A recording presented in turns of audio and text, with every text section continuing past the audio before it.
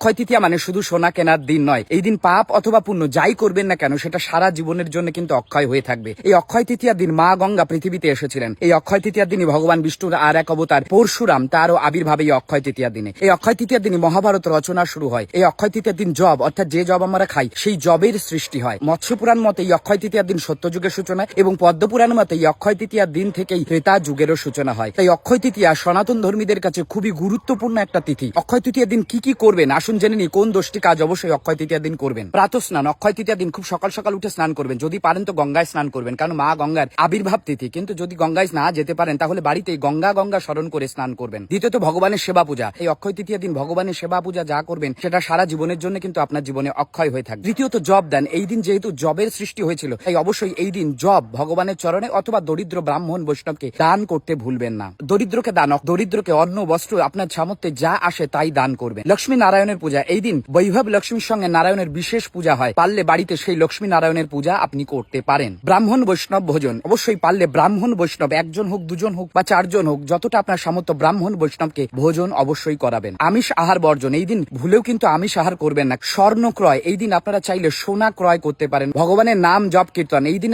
আপনার সকল কর্মগুলি অক্ষয়, তাই ভগবানের নাম জপ কীর্তন করতে ভুলবেন না। আর অবশ্যই সকালবেলা উঠে পিতামাতা শ্রীচরণে প্রণাম বা পিতামাতাকে ভক্তি শ্রদ্ধা কিন্তু অবশ্যই করবেন।